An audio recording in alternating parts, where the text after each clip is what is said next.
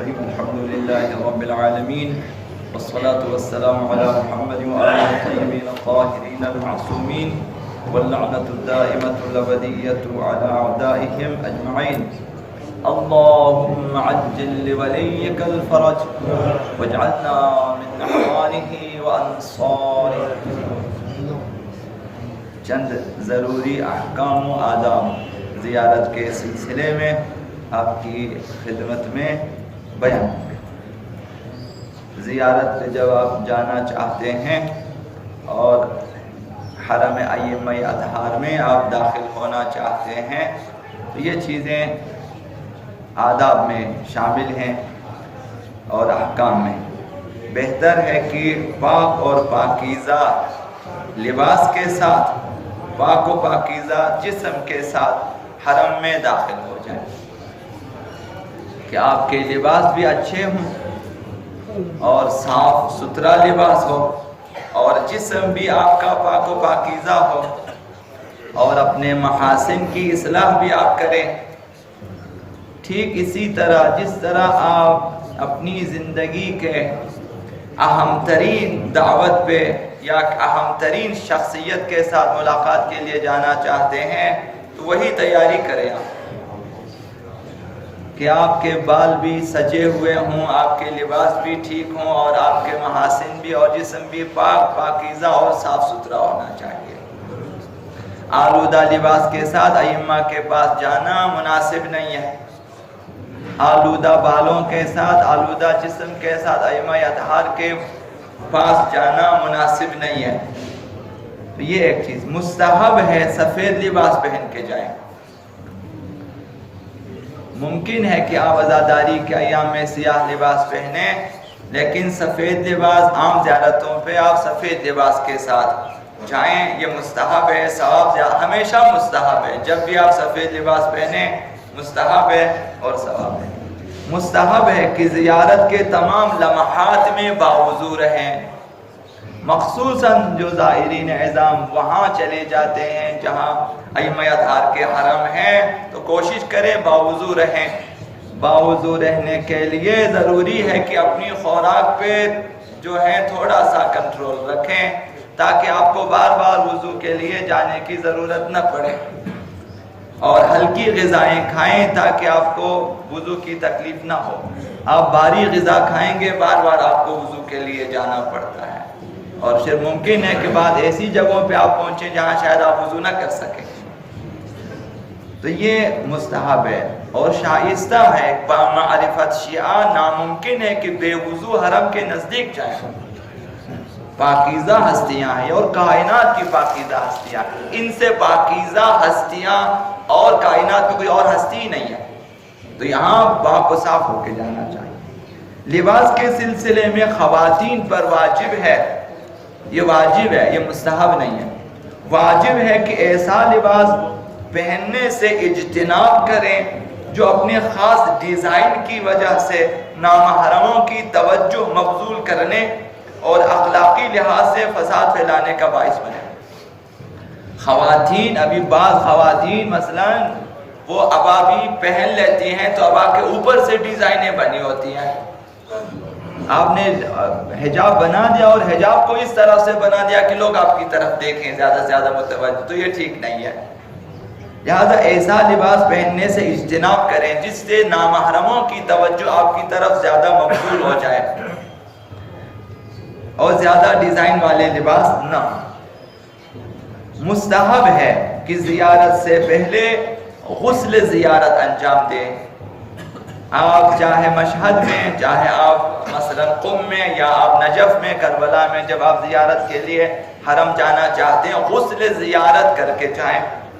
یہ جو غسل زیارت ہے بہت سے فقہا کے نزدیک نماز کے لیے کافی نہیں ہے، تو وضو بھی کرنا چاہیے. جب آپ غسل زیارت انجام دیتے ہیں تو آپ نماز پڑھنا چاہتے ہیں تو آپ وضو بھی کریں. حضرت آیت اللہ سیستانی نے فرمایا غسل زیارت کو صرف ثواب کی نیت سے انجام دیں، کہ یعنی مستحب سمجھ کر انجام نہ دیں کہ انشاءاللہ ثواب ہے تو ایک غسل کریں اور پھر وضو بھی کریں حرم میں جانے کے لیے. مستحب ہے کہ زیارت کے وقت جسم اور لباس کو معطر کرے، یہ عام زیارتوں کے لیے ہے، باقی ائمہ کی زیارتوں کے لیے ہے کہ آقا امام حسین علیہ السلام کی زیارت سے ہٹ کر باقی ائمہ کے لیے عطر بھی استعمال کریں، خوشبو استعمال کریں۔ اور البتہ آقا امام حسین علیہ السلام کی زیارت کے وقت خوشبو مستحب نہیں ہے تو خوشبو نہ لگائیں، یہ آقا امام صادق علیہ السلام نے منع فرمایا ہے کہ قبر آقا امام حسین پہ زیارت کے لیے جاتے ہو خوشبو کا استعمال نہ کریں۔ خواتین پر واجب ہے خوشبو کے سلسلے میں، واجب ہے کہ خوشبو کرنے کی صورت میں نامحرموں کی توجہ ان کی طرف مبذول ہوتی ہو تو نامحرموں کے پاس سے نہ گزریں، کہ خوشبو کی وجہ سے لوگ ان کی طرف متوجہ ہو جاتے ہیں تو انہیں چاہیے کہ وہ دور دور سے جائیں، ایسی جگہوں سے جہاں نامحرم نہ ہو۔ حضرت آیت اللہ سیستانی نے فرمایا کہ عورتوں کا خوشبو لگانا اگر شہوت انگیز نہ ہو تو کوئی حرج نہیں ہے، تو ایسی خوشبو استعمال کریں۔ اگر خوشبو اولا استعمال نہ کریں، اگر استعمال کرنی ہے تو ایسی خوشبو جو بہت ہی معمولی اور ہلکی ہو کہ شہوت انگیز نہ ہو۔ ائمہ معصومین کی زیارت کے بعد 2 رکعت نماز زیارت مستحب ہے، لیکن رسول خدا صلی اللہ علیہ وآلہ وسلم ان کے لیے بھی مستحب ہے۔ تمام ائمہ کی زیارت، اماموں کی زیارت کے بعد 2 رکعت نماز زیارت مستحب ہے، پیغمبر اسلام کے لیے بھی ان کی زیارت کے بعد بھی مستحب ہے، باقی انبیاء کے لیے مستحب نہیں ہے۔ باقی کسی بھی نبی کی آپ زیارت کرتے ہیں، مختلف مقامات پہ ان کی قبریں ہیں اور آپ چلے جاتے ہیں تو وہاں نماز زیارت ہے لیکن نماز زیارت نہیں ہے۔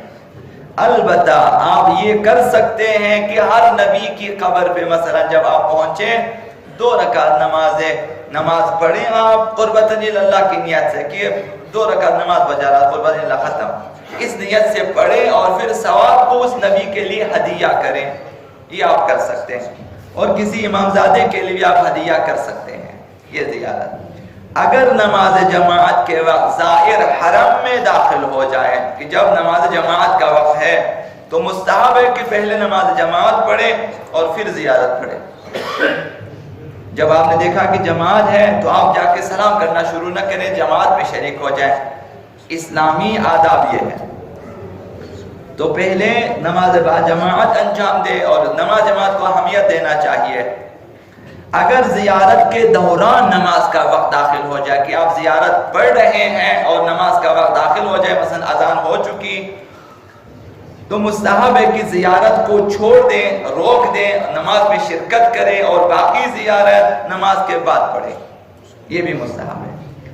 جو افراد عذر شرعی رکھتے ہیں کہ نماز نہیں پڑھ سکتے، مثلا حائض خواتین جو ماہواری کے ایام میں ہوتی ہے، یا کوئی شخص مرد یا زن حالت جنابت میں ہو، ان کے لیے حرم ائمہ میں داخل ہونا، اس حرم میں جہاں قبر مطہر واقع ہے اور زیر گنبد یہاں ٹھہرنا حرام ہے۔ تو ایسے لوگ، ایسی خواتین جو ماہواری کے ایام میں ہوں یا حالت جنابت میں ہو، مرد یا عورت، تو ان کے لیے اس حرم میں داخل ہونا جائز نہیں ہے، داخل ہو کر رکنا، البتہ ٹھہرنا جائز نہیں ہے، حرام ہے کہ جہاں قبر ائمہ واقع ہے۔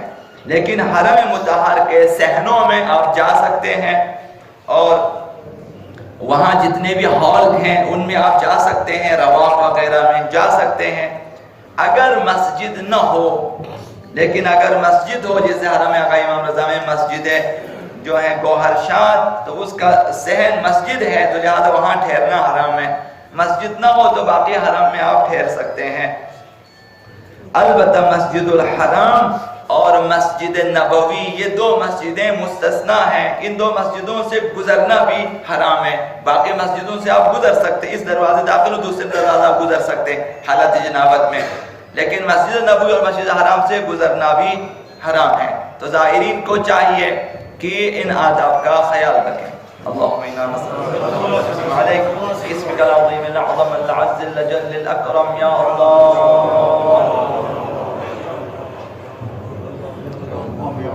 या अल्लाह या रहमान या रहीम या मुक़ल्लिब القلوب ثبت قلوبنا على دينك اللهم نور قلوبنا يا الله وبيض وجوهنا يا الله واهلك أعداءنا يا الله واشف مرضانا يا الله وآمن من كل بلائنا يا الله واغفر ذنوبنا يا الله واستر عيوبنا يا الله حق محمد وآله الطيبين الطاهرين لوح المؤمنين والمؤمنات